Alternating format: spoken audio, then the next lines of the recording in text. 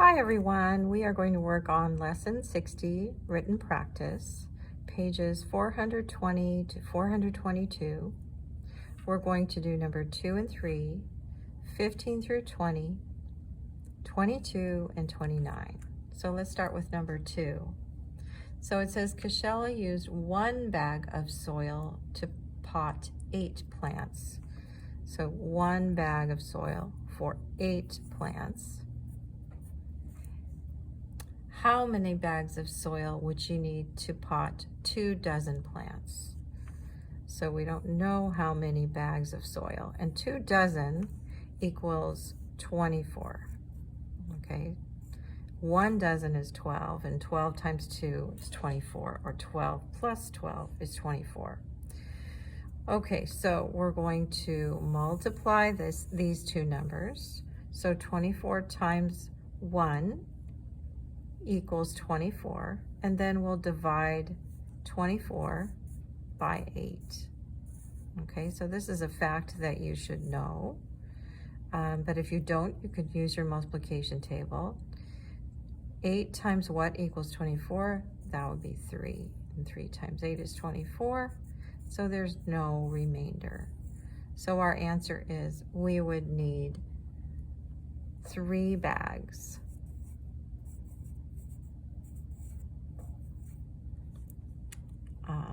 3 bags of soil to plant the 8 plants. Okay, number 3. Yachi could paint 12 signs in 1 hour. At that rate, how many signs could he paint in 3 hours? Make a table to solve the problem. All right, so some of you might be able to just figure this out by multiplying, but we are asked to make a table, so that's what we'll do. So we've got hours and signs. Okay, so let's see. We've got a table here with 2 sides, and on one side we'll have hours, and the other side will have signs.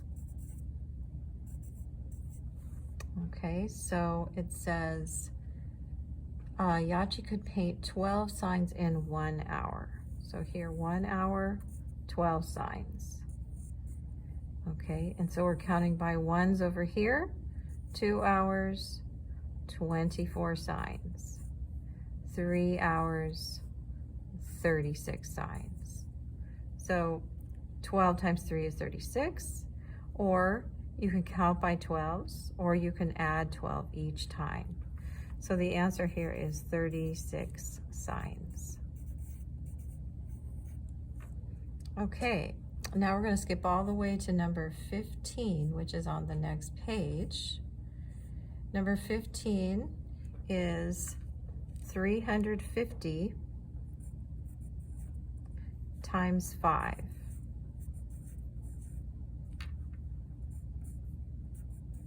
Okay, so remember when we multiply a 3-digit number by a 1-digit number, we have to multiply the ones, the tens, and the hundreds. So 5 times 0 is 0. 5 times 5 is 25. Carry the 2. 5 times 3 is 15. Plus 2 is 17. So the answer to number 15 is 1,750. Okay, and then number 16, we have 204 times 7. Okay, so 4 times 7 is 28. Carry the 2. 7 times 0 is 0, plus 2 is 2. And then 7 times 2 is 14. So the answer to number 16 is 1,428. Number 17, we have 463 times 6. Okay, 6 times 3 is 18. Carry the 1. 6 times 6 is 36, plus 1 is 37. Carry the 3. 6 times 4 is 24, plus 3 is 27. So the answer to number 17 is 2,778. Number 18 is a division problem, and we have 37 divided by 4. So we can tell right away that this is going to have a remainder because 37 is an odd number. Okay, so we ask ourselves, 4 times what is close to 37, but not bigger than 37? And that would be 9. 9 times 4 is 36. And then we subtract to find our remainder. 7 minus 6 is 1. So our answer is 9, remainder 1. So that is the number 18. Number 19 is 39 divided by 6. And here again, we can tell there's going to be a remainder because 39 is an odd number and 6 is an even number. So we ask ourselves, 6 times what is close to 39, but not bigger than 39? So that would be 6. 6 times 6 is 36. We subtract to find our remainder. 9 minus 6 is 3. So our answer is 6, remainder 3. Okay, and then number 20 is 28 divided by 3. Okay, so we have 28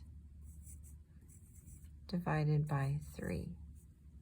Okay, so we have to ask ourselves, 3 times what is close to 28, but not bigger than 28? Okay, so 3 times 9 is 27. 9 times 3, 27. We subtract to find our remainder. 8 minus 7 is 1. So we have 9, remainder 1. Okay, and that's number 20. All right, and now we'll go to 22. Perfect squares have an odd number of factors.